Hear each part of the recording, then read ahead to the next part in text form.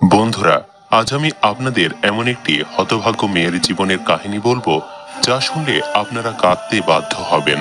তবে মেয়েটির জীবনের শুরুতে অনেক কষ্ট সহ্য করলেও একটা সময় সে খুবই সুখী হয়।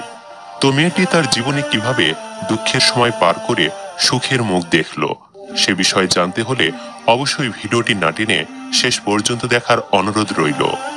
এক শহরে একটি হতভাগ্য মেয়ে ছিল। মেয়েটির নাম ছিল সানা এবং মেয়েটির একটি ছোট ভাই ছিল যার নাম ছিল ইকবাল। মেয়েটি তার বাবা মায়ের সাথেই থাকতো। তারা অত বেশি ধনী ছিল না, তবে মোটামুটি খেয়ে পরে তাদের দিন কাটতো। মেয়েটির মা খুবই সুন্দরী ছিল। মেয়েটির বাবাও দেখতে খুব সুন্দর ছিল। মেয়েটির বাবা রিক্সা চালাতো। কোনো মতে তাদের খেয়ে পরে দিন চললেও মেয়েটির বাবা তার মায়ের কোনো চাহিদা পূরণ করতে পারত না। কোনো শখ আহ্লাদ কিছুই পূরণ করতে পারত না। এ নিয়ে মেয়েটির বাবা এবং মায়ের মধ্যে প্রতিদিনই ঝগড়া হতো। তাই মেয়েটির মা প্রতিদিন সকালে ঘর থেকে বেরিয়ে যেত এবং রাতের বেলায় ঘরে আসতো। এবং মেয়েটির মা ঘরে আসার পর তার স্বামী এবং সন্তান কারোর সাথে কথা বলতো না। এমন মনে হতো যেন তাদের মায়ের সন্তান এবং স্বামীর প্রতি কোনো দায়িত্ববোধ নেই। মেয়েটির মা আলী নামের একটি লোকের সাথে পরিচিত হয়। এই আলী নামের লোকটি খুবই ধনী ছিল এবং দিন দিন মেয়েটির মা আলী নামের ওই লোকের সাথে অনেক ঘনিষ্ঠ হতে থাকে। এবং মেয়েটির মা সিদ্ধান্ত নেয় যে সে তার স্বামীকে তালাক দিয়ে আলীকে বিয়ে করবে। এরপর মেয়েটির মা মেয়েটির বাবাকে এ বিষয়ে বলে যে সে আলী নামের ওই লোকটিকে বিয়ে করতে চায়। মেয়েটির বাবা মেয়েটির মাকে অনেক বোঝানোর চেষ্টা করে। মেয়েটির বাবা তার মাকে বলে যে তোমার 2 বছরের একটি মেয়ে সন্তান এবং 4 বছরের একটি ছেলে সন্তান রয়েছে, ওদের মুখের দিকে তাকিয়ে হলেও তুমি থাকো। কিন্তু মেয়েটির মা তার বাবার কোনো কথা শুনে না। সে সন্তানদের কথা না ভেবেই তার স্বামীকে তালাক দিয়ে চলে যায় এবং ওই আলীকে বিয়ে করে নেয়। সেদিন থেকে মেয়েটির কপালে দুঃখ শুরু হয়। মেয়েটির বাবা খুব কষ্ট করে তাকে এবং তার 4 বছরের ভাইকে বড় করে তোলে। ঘরের অবস্থা খুব ভালো না থাকার কারণে সে এবং তার ভাই পড়াশোনা করতে পারেনি। মেয়েটি ও তার ভাই ছোট থাকার কারণে প্রতিবেশীদের তাদের প্রতি দয়া হয়। প্রতিবেশীদের মধ্যে কেউ কেউ তাদেরকে পোশাক আশাক পরতে দিত, কেউ আবার তাদের খেতে দিত।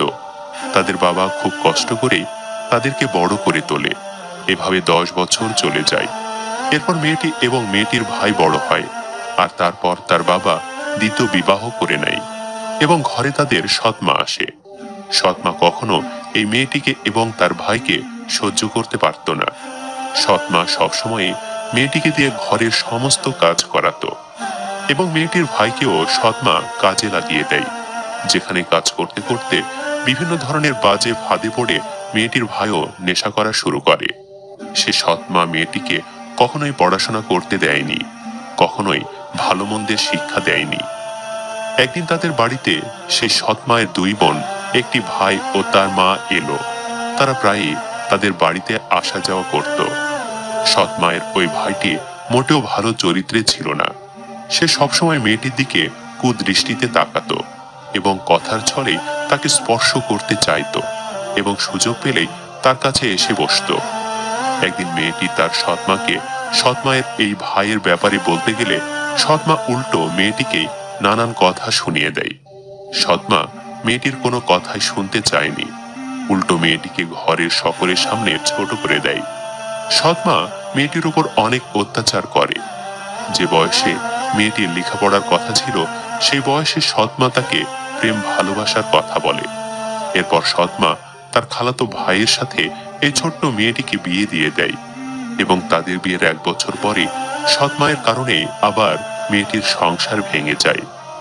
সৎমা যেন মেয়েটির জীবনকে পুরো শেষ করে দিচ্ছিল। বেশ কিছুদিন পর মেয়েটির সৎমা তার আরেক জায়গায় বিয়ে ঠিক করে। দ্বিতীয়বার মেয়েটির সাথে যার বিয়ে ঠিক হয় তার নাম ছিল রোহান এবং রোহানের বয়স ছিল 26 বছর, আর মেয়েটির বয়স ছিল তখন 15 বছর। রোহান নামের ওই ছেলেটি অত বেশি ধনী ছিল না, সে অটো রিক্সা চালাতো। এরপর দিন যেতেই থাকে। একদিন মেয়েটির বিয়ের কেনাকাটা করার জন্য মেয়েটি এবং তার আপন ভাই ইকবাল বাজারে যায় এবং সেখানে তারা রাস্তায় একটি মহিলাকে ভিক্ষা করতে দেখে। তারা মহিলার সামনে যায় এবং গিয়ে চমকে ওঠে। তারা দেখে যে এই মহিলাটি আর কেউই নয়, ইনি হলেন তাদের মা, যিনি নিজের চাহিদা পূরণের জন্য, নিজের সুখের জন্য তার সন্তানদেরকে ফেলে এসেছেন। তখন নিজের মাকে চিনতে পেরে মেয়েটি তার মাকে বলল, তোমার এই অবস্থা কেন? তখন মেয়েটির মা বলল, আমি তোমাদেরকে ছেড়ে এসেছি ঠিকই, কিন্তু আমি আমার এই স্বামীকে কোনো সন্তান দিতে পারিনি, তাই সে আমাকে ছেড়ে দিয়েছে। আল্লাহ হয়তো আমার কর্মের বিচার করেছেন, তাই আমি আজ এখানে। তখন মেয়েটি তার সাথে করে তার মাকে নিয়ে এলো। ইতোমধ্যে রোহান নামের ওই ছেলেটির সাথে মেয়েটির বিয়ে হয়ে গেল এবং এই স্বামীর ঘরে মেয়েটি তার মাকে নিয়ে রইল এবং এই স্বামী মেয়েটিকে খুবই যত্ন করত, সম্মান করত এবং মেয়েটি যে তার মাকে এই স্বামীর ঘরে এনে রেখেছে সেজন্য তার স্বামী মেয়েটিকে কিছুই বলতো না। আর মেয়েটি এই স্বামীর ঘরে নিজের মাকে নিয়ে সুখে শান্তিতে বসবাস করতে থাকলো। এভাবেই অনেক দুঃখের পরে মেয়েটির জীবনে সুখ নেমে এলো। সম্মানিত দর্শক, ভিডিওটি আপনাদের কাছে কেমন লেগেছে তা আমাদের কমেন্ট করে অবশ্যই জানাবেন। আর সবাই আমাদের সাথেই থাকবেন। আজ তাহলে এই পর্যন্তই। আপনারা ভালো থাকবেন, সুস্থ থাকবেন। আল্লাহ হাফেজ।